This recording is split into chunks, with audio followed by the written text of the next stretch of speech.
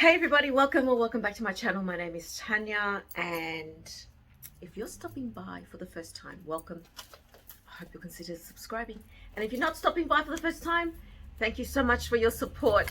Well, I haven't used that opening in quite some time because I sort of made a conscious effort not to do that, not to sort of like ask you to subscribe at the beginning. But anyway, that just happened without me expecting it. So I thought that today's video would be a follow-up from my previous one where I unboxed this little pretty micro nano crossbody bag.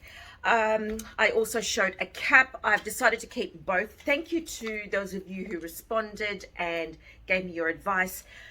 Part of me thought, yep, I'm going to send it back. And a lot of you made a lot of sense. You know, don't settle, put that money towards something else that I would prefer, which is very, very true.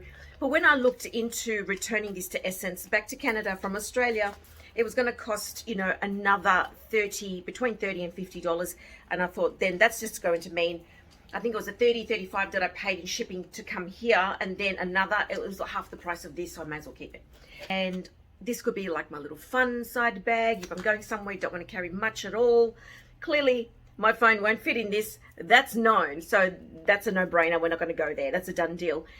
But, you know, it's enough to hold a few other little things. So let me get on to showing you what fits in this. I haven't taken off the tag or anything like that.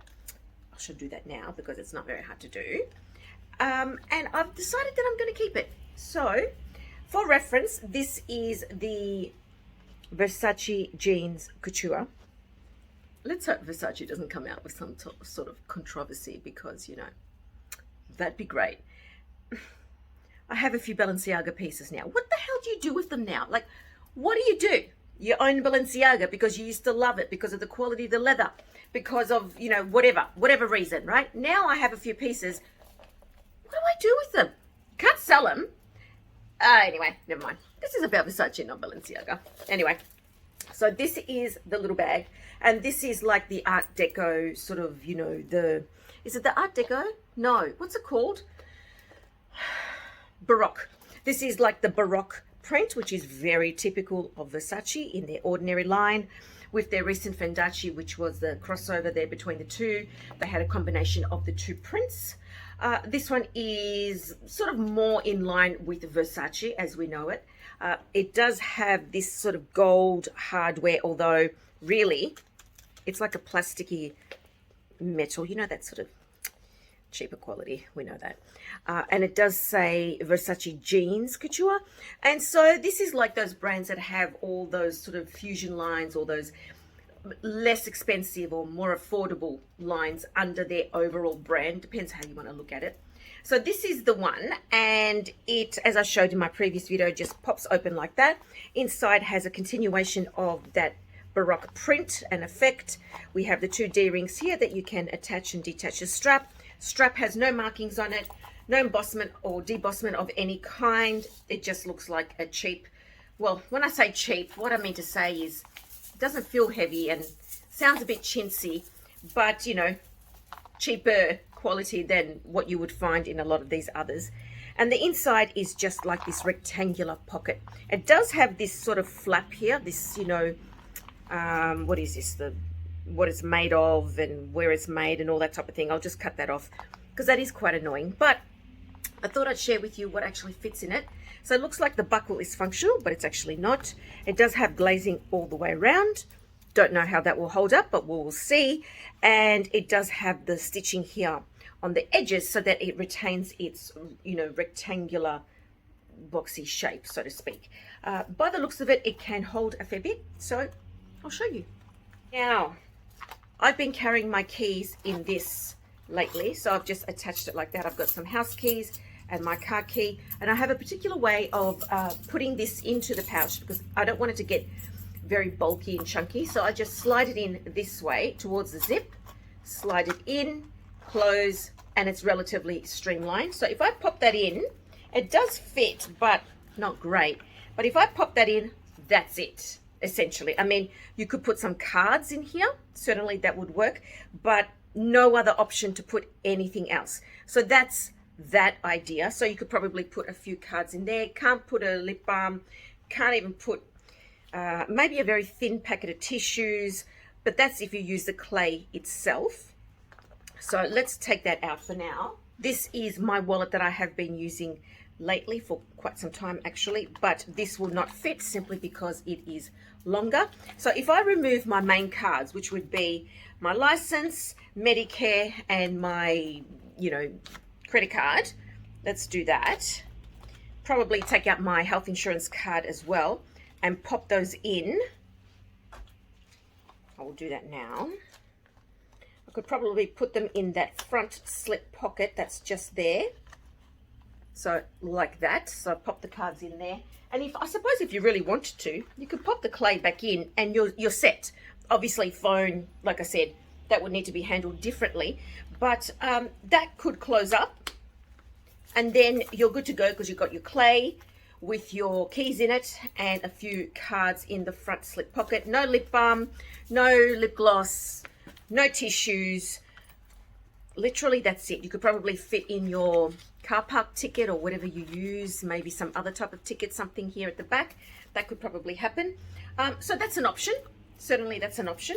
But let's pretend that you're not needing to carry your keys. So let's use that scenario. Let's pretend that you need a phone charger. So this is just a little portable phone charger that I use. I don't have the cable with me, but you could probably buy one of those really short ones just to connect to your phone if you needed to. Here is one of these lipsticks. If you push that in, maybe being square, it'll sort of like sit flush across at the bottom there like that. So I've got cards, charger, lip gloss across there. Pretend this is a little packet of tissues.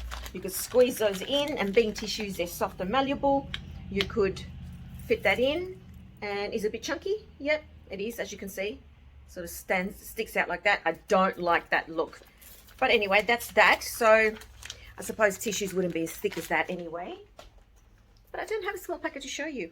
So let's take out the charger. If we put the keys back in, and I will actually remove the keys from this and see how they look without the clay itself.